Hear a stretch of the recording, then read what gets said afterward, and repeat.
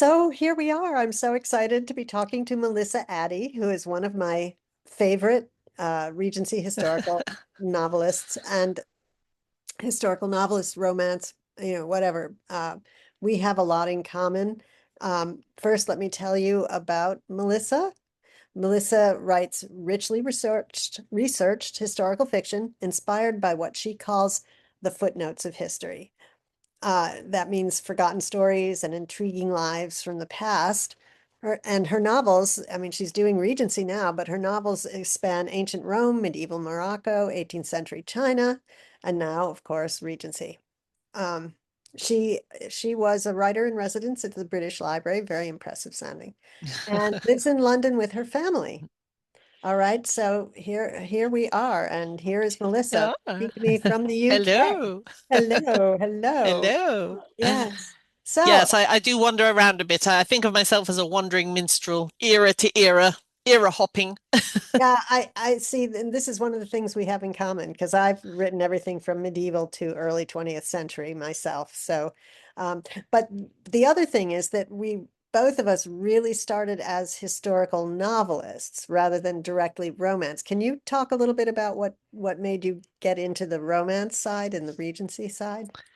Yeah, I always sort of have to find it what my in is to an era because people frequently go, "Oh, you should write this era or that era," and I kind of go, "Yeah, I know that era is fascinating, but I haven't found my into it. It doesn't attract me yet because I haven't found my place for it." And I always thought that my books had quite a good romantic streak to them, like that was something that they had in them. Um, but then I got a bit interested in Regency because especially in the UK, we have Austen like everywhere. The BBC is constantly doing, another version of Pride and Prejudice or Persuasion or whatever. So I loved all of those. And of course, we've had Bridgerton more recently. So that era was kind of floating close by all the time, but I couldn't quite find my into it. And then I thought what I really wanted was I love all that Regency romance, but I wanted there to be something a little bit more gritty, something a bit more unusual about them because otherwise they're very rich people who have to get married to a terribly attractive person. Like, alas, there isn't that much stopping them. And so I wanted something a little bit harder, a little bit more gritty, or something more unusual about the characters. Um, and the first one that came to me was the idea of somebody being locked up as mad because they had a very broad definition of what mad is in those days, things that we would never, way off the charts. Um, so that suddenly took for me, and I suddenly thought, oh, that would be really interesting to have someone who's been locked up as that, and then how do you get back out of that if you're actually supposed to be in high society? And are people going to allow you out of that sort of being branded as that? Um, and then I thought, oh, and I write romantic all the time. And then I read some proper romances. I thought, oh no, I've not been romantic enough at all. I need to up the romance quite a lot. But Mary Balogh for me was the way in, especially for Regency romances. I read a bunch of different authors, and with her, I really clicked. I really went, no, this is what I want. I want something where there's something a little bit more problematic going on. She has a lovely series, the Survivors series, Yeah. where it's people who've come back from the wars and have, quite serious problems and emotionally as well as physically, and how they're coming back into society with that. And I loved that series, and that made me feel like, okay, I've got my in now. I found my place. So Right, yeah. right. So my series is called The Regency Outsiders for that reason, because they all are a little bit off the norm. Yeah, yeah. So other than having them having that theme linking your books, is there anything else? I mean, what's really interesting to me as I've read around the Regency world is how many people deal with a family, and each member of the family gets their own story Yeah. or there's connections here and there, whatever. Is anything like that likely to happen in your books? No, I do. You do meet the other Regency outsiders at the various balls and things. You just meet them briefly. You'll just note if you've once you've read one of their stories, then you'll see them again appearing and disappearing because it's always the same year and a half, 2 years. It's always the same season that they're going through. So you do see them come and go a little Ah, bit. so. But I think I just come from a consecutive series. Mhm. And I really wanted to go back to standalone. I really wanted the freedom of standalone. So Oh, they right. are standalones. Yeah, Yeah. yeah. Okay. Yeah. And uh, what has surprised you most uh, about this change into romance from just historical fiction with romantic elements? I was very surprised when the first book, when I did the first book, I was really surprised how, I can't think of any other word for it, but sheltered, how sheltered the Regency Romance readers were, because they had no idea that this is how madness might be treated. And I soft pedaled it. He wasn't even in a lunatic asylum. He was in a private madhouse, which is for very elite people to keep them out of the spotlight and all the rest of it. So I could have gone much harsher than that. There's a little bit of harsh at the beginning to show what he's going through. And readers were really, really shocked. I mean, they Really? liked it once they got going, but they were shocked. Yeah, And I have found that I think sometimes Regency romance stays so narrow to the just the ton, just the high society, and nothing bad ever happens outside. hmm, The Sometimes the readers are very sheltered, and I'm thinking, but you love this era. You've read dozens, maybe hundreds of books in this era, and yet you don't know a lot of things that are going on that are fascinating. Some of them are sad and some of them are fascinating. And I think with your books, you do the same. You have, the things with cross-dressing and you have what's happening in the modiste shops and you have what's happening with music. And these are you wouldn't think they were that out of the norm, but they are. And yeah, that's what I liked about Mary Bellocs, where was that it was out a little bit. There was harder things happening in their lives. yeah. Um, so that's what I've strived towards, just to have, doesn't have to be wildly out there. Just there are other things happening in that era and bringing those in a little bit. Absolutely. Yeah. And the sort of intersection, the class stuff is Yes. very interesting too. For me, uh, there's like there's the 10,000 people who make up the town, basically. Yes. But there are so many people around them and so many things going on that has to feed that cast Yes. of people. And yeah, and I think maybe what your approach and mine sort of, I think it's sort of because we started in the historical fiction area, which Yeah. is very, very different. And Yeah. um, yeah, where you have to have a really good reason for writing what you're going to write. Yeah. Whereas Regency romance is just romance is the reason. Yes, yes. It was a learning curve to really focus on that romance. But then I still think you can bring interesting things into it. I really like the way you have dual romances. That I think that's a really I've not seen that. I've not seen anyone else do that. I know that now there are more LGBTQ romances coming in. So it's just exploring those other possible angles, which Yeah. are fascinating, I think. But So yeah, what is interesting too, though, is that I think that readers go to the romance for different reasons than they go to historical fiction. I yes, I've had often I've had people say, "Oh, I won't read historical fiction. It's too, they think of it as being a history lesson rather yeah, than fiction first, and yeah, history is just, I say, fiction is the noun, yeah, historical is the modifier. Uh, yeah, but uh, but they're coming to Regency Romance just to get that experience of following two people who look like they're not going to get together and they get together at the end. And yeah, I have personally found um, this a really wonderful challenge in my writing because your reader comes knowing how the book's going to end. So you have to do what you have to do to get them there, to keep them turning the pages, really yeah, touches your creativity. I yeah. mean, It's true. so how It's about true. you have thoughts about that sort of thing? Yeah, well, that's part of why I wanted something a bit more gritty's the wrong word, but something a bit more in there because otherwise, what's stopping you? What's stopping you normally in the normal regions of Ramos is an awful lot of misunderstandings and what have you going on, which I don't mind a bit of. But I want some real reasons in there. So my second one, well, the first one had a massive class divide, so that was a serious problem that they were going to have to overcome.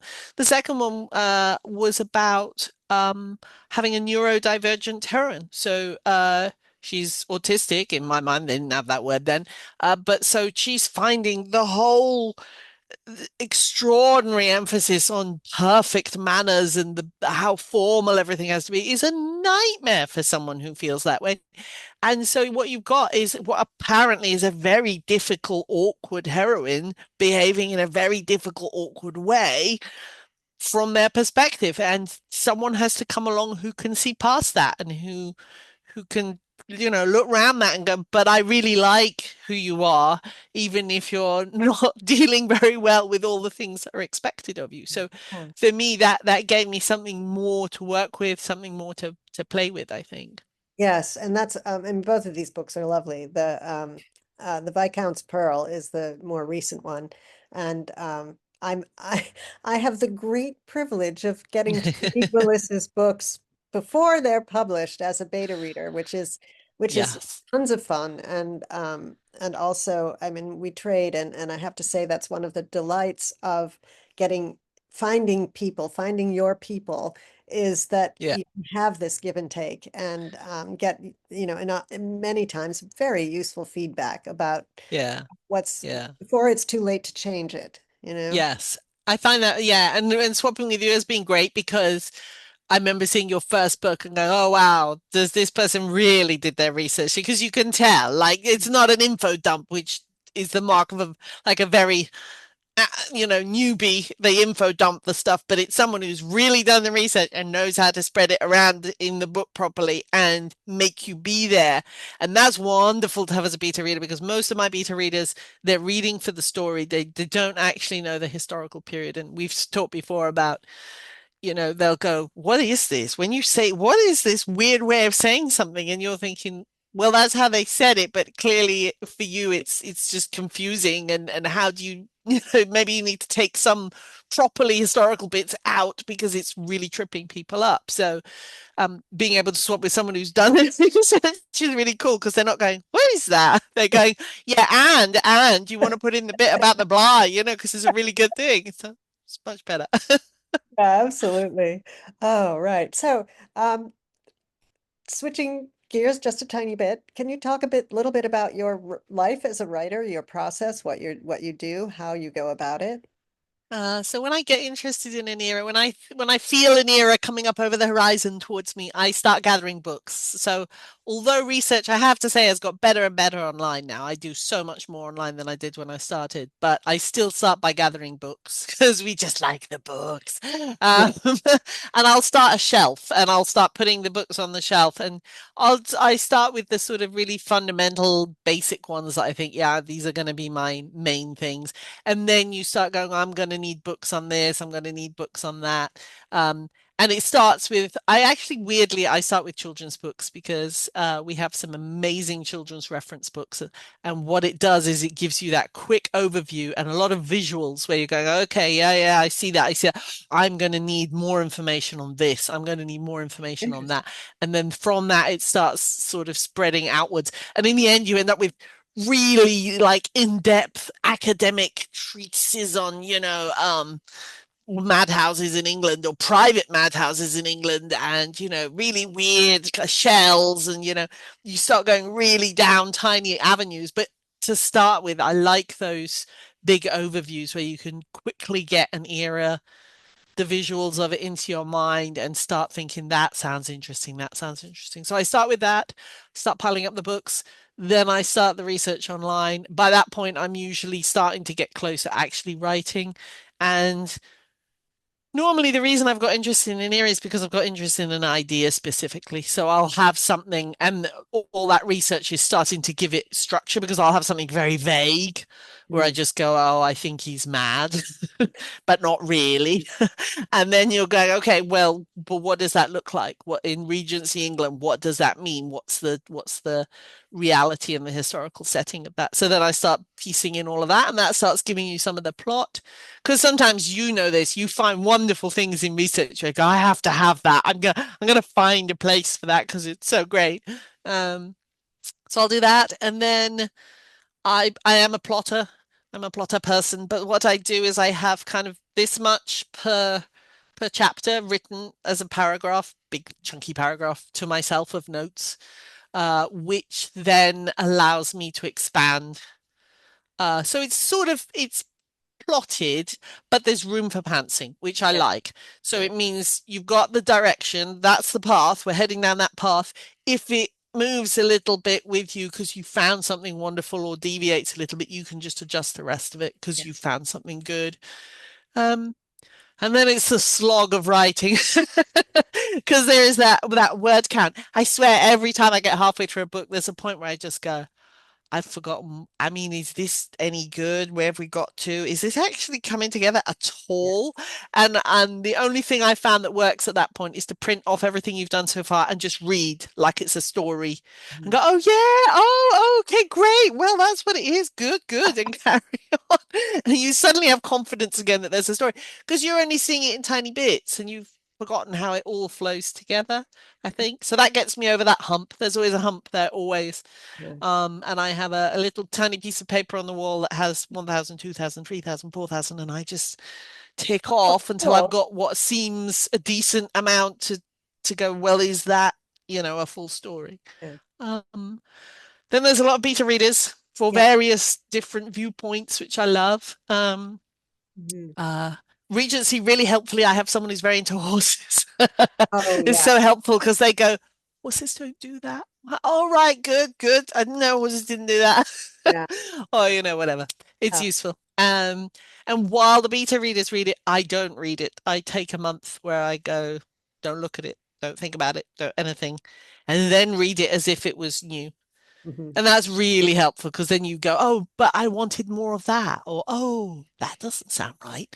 And you can work with it a little fresher. It's very hard when you're right up in it. Oh, absolutely. Absolutely. Yeah. I'm terrible because I'm one of those people who I have to read what I wrote the day before I can get going, you know? And That's hard when you've got nearly to the end.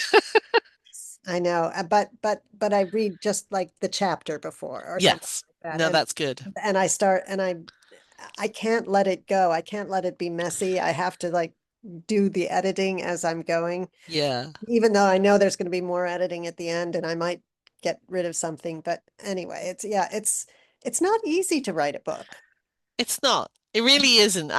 People sort of, people kind of go, "Oh, lovely! Have you written another book?" I'm like, "Oh God, you don't know what a slog it is." Like, I love doing it, but it's a big, big thing. It's a big project. Yeah. When I did my PhD, they kind of went, and you will have to write. So I was going to write, it was a creative writing one, so I had to write a novel and an academic piece, and they were like, you will have to write a 40,000 word piece. And I was like, Oh, piece of yeah, cake. and like that number just meant nothing to me. I was like, okay, that's like half of what I do, Yeah. Hmm. It's no not even a problem kind novel. of thing. A novel No, I is supposed to know. be I know. 50,000 words or Yeah, more, yeah. you know? So I had to write the novel, and then you also had to write the academic piece. So the whole thing was, much, much longer. But it just, 40,000 words was clearly daunting to most people. I was like, Yeah, yeah. it's not a problem. Yeah, yeah. Yeah. But oh, what times of day do you write? Do you have like a sort of a, a system or a Do you know, it took me, this is shameful to admit, it took me 10 years of writing a full time Mhm. before I put in my diary, I am not available at these 2 hours. Just very bad at boundaries. So morning is better. As the day goes on, I start running out of steam. So it's better for me to get the word count out quick in the morning and then just go, okay, great. Now I can do other things. I can think about other books, I can research, I can do marketing, whatever it is. I don't have to. But then I also have a funny little burst right at the end of the day. Well, like after dinner or something, I'll suddenly go, ooh, actually, and start doing a whole load of stuff. My husband's going, aren't we like gonna watch movie or something? No, I'm very busy. Yeah. That's funny. And I remembered what my other question was, is that you have a lot of expertise in marketing and that sort of in publishing. And um, um, actually there's two questions. Let me get back to that one. The first one Yeah. was, when you're writing a romance, are you thinking in terms of tropes and beats at all? I never got the hang of beats. Mhm. The number of times I've read descriptions about beats and I'm just going, oh yeah, I don't, it's not working. It's not clicking with me at all. Tropes is interesting. I came to tropes quite late. I think with historical fiction, the research is what your main guide is. It's not really tropes as such. So obviously there are tropes in there, but you're being guided by what actually happened. So that your plotting is kind of being steered quite heavily. Um, but with the Regency romance, I did think I need to understand what is it people are wanting from this? What is it that they love? What is it that they expect to see? You know, and so I read a bunch of different Regency romances to try and get a feel of what are we looking at here? What is it that's different from what I'm normally writing? Um, I I don't try to shoehorn in tropes. And it's really funny actually because the one I'm literally just finishing now has forced proximity, which of all the tropes, is I the know, one I least like. So, when people go like, oh, there's only one bed at the inn. And I go, don't be ridiculous. These are really rich. You don't understand. This is like a billionaire turning up at your hotel. They can click their fingers and you will throw your wife out of bed to give them a bed. It's yeah, ridiculous. It drives me insane. However, what did I do? I then went and wrote a book where it's all about being snowed in together. It's like, oh, yeah, no, I just did the forced proximity thing. yeah, In a big house, to be fair. I think the yes. bed is pushing it a bit. Uh, Um, but yeah, uh, I'm aware of the tropes. I try to, if I can see that I've somehow included a trope, then I'll go, okay, lean into it a little bit. Give it some welly. Um, but I don't much like starting from here's the trope. Now write a book around that. That's not. What's really interesting to me in my research for my sort of teaching and coaching, um, that there are readers who look for specific tropes to, Yes. Oh yes. and I feel a little bit like you. I don't I'm not that conscious of what the trope is. And I've looked back at like my first historical romance looking for the trope. And I'm like, I don't know. I guess it's kind of forced marriage. I don't know. I mean, but not really. Yeah. It's So, it's really interesting when you can't quite see. Actually, what happens is people review it and they go, yeah. this lovely slow burn, Yes. friends to lovers. And you go, oh, is that what it That's what is? it is. I Great. know. I'll put it in the next marketing piece. Yeah. Slow burn, you And say, friends to lovers. yeah.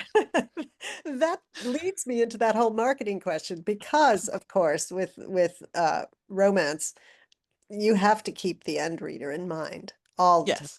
I think, Yes. because they have expectations and they know what Yes. they want. And Yes. and so you have to have those keywords and those categories and all that stuff lined up. And I just I marvel. And whenever I get one of your emails, I look at your signature and say, mine has to be more like that. And things Well, it's yeah. a funny thing, marketing. I mean, it honestly is one of those how long is a piece of string thing. It goes on forever. And just when you think, yeah, no, I'm doing pretty good. I've done this and I've done that and I've done the other. And then somebody will go, if you're not doing this, then it's clearly, I go, oh, yeah, no, good point. And there's some other thing that you're supposed to do or the way you're supposed. It's very interesting to watch other writers, I think, and what kind of how they how they do things. I'm watching at the moment both one of the top crime writers, Rachel McLean. She writes amazing crime thriller things. Mhm. Her missives are very kind of, here's the book, enjoy. Yeah. And here's one of the locations. Isn't it wonderful? Yeah. Boom, that's it. And then the romance ones are like, my darling readers, how wonderful to, and I'm going, oh, this is a very different way of being spoken to. And I think it's part of it. It's Yeah. part of it. Absolutely. And Absolutely. it's very different, the genre is what they expect. For sure. For Yeah. sure. Um, yeah. Now I'm sort of coming to the end of what I wanted to talk about. Is there anything you want to talk about? Anything you want to add to this Oh, conversation? I don't know. What's the Regency romance element or trope or part of the process that you found most that you weren't expecting? Well, I thought when I went into this that I know how to write a novel. I know how story works. I've got it down. I've done it. I've done it 14 different novels and blah blah blah blah. I was so unprepared for having to think in the way of a romance and that the romance really is the driver of everything. Yeah. It's but at the same time, you have to have those characters, all the deep character work there, because otherwise it makes no sense. And Yeah. I won't mention any names because I would never do that to another writer, but I started reading a very popular Regency author, and I stopped halfway through because I thought, these stakes are totally manufactured. Yeah, see that, They yeah, don't, that's what I didn't like. That's why I think you at the beginning you have to read lots to find where's your group at that's the yeah. right one that you're aiming for. And clearly there's an appetite for what she is writing. So, because she's Yes. extremely popular. So Yeah. I would never, that's fine. But Yeah. those readers who love that are not necessarily going to love what I write. Yeah. And Yeah. yeah, It's so an interesting learning curve. Also, there, I like the ones where they're basically madly lusting after each other on every single page all the way through. And I'm thinking, how has nothing happened still? yeah, And we're two-thirds of the way in. yeah, It's not possible if you're both still feeling like this. yeah, yeah. That has to arrive a bit. But then you see, I get called slow burn. So clearly I burn real slow. I know I'm more slow burn Yeah. as I'm well, not the first burn. I'm not the Yeah, fast burn. yeah. And I'm closed door, whereas you do some open door stuff, which is Yes. I never mind reading it, but I just don't write it. Yeah. Well, see, my rule with that was interesting because I read a lot of Regency romances where people were having sex before marriage Oh in yeah. high society. And I'm just going, no, no, no, No, no, no. no, no, no, no, no. You don't, you're looking at it from now. Yeah. It is not just all bit naughty. It is it's just not gonna happen. Yeah. So not in that class, not before marriage. So my rule was they have to be married. As soon as they're married, I'll open the door for you, Yeah. but it's not gonna happen Or before even that. engaged and about to be married. So this one, I made a Yeah. little bit of a Yeah. wink for this one, But which that's was the 1 week off being married. I'll allow it this yeah. once kind Yeah. of thing. But But that's what one of the things I love about Mary Balogh is she does not do that. She yeah, generally, I mean, sometimes there's something in the past, but um they're romances, but she gets them married fairly early on so that they can have yes, sex. But yes, but they aren't, but it's not the sexual relationship that determines the romance. It's the emotional relationship that doesn't develop yes. till the end. And that I think is incredibly skillful, the way she does. That's very clever to have sort of, well, it's a done deal, but there's still a problem. There's still Yeah, a problem that you yeah, haven't actually resolved. yeah. So There are she's really good at secrets, that. there are whatever, there's all sorts of things, right? Yeah. Exactly. Yeah. But So anyway. that's a clever way round it to have allowed that. But she is taking account of just doesn't have. Yeah, exactly. It's funny, like I wrote a book that was set in 18th century China and it's an entirely platonic romance between this guy and an imperial concubine. because books where they go, oh, well, yeah, but they can sneak around the back and something. I'm like, Yeah. no, no, no, no, no, no, because they will get their heads chopped off. You don't understand. Like, you have to understand what that is right for that era, I think. So Yeah, she has exactly. a clever way around that. Yeah, exactly. Well, this has been amazing, and I honestly could sit here and talk to you all day. No, we have fun together. We really do. And so I thank you so much for doing this. And Thank you. my next person I'm talking to, I think, is Christina Dudley. Do you know who? Ah, cool. Yes. I made a That's going to be connection a with. good talk. I know it's going to be really good, and she is hilarious too. So that'll be anyway. Excellent. Good stuff. Yeah. Thank you, Suzanne.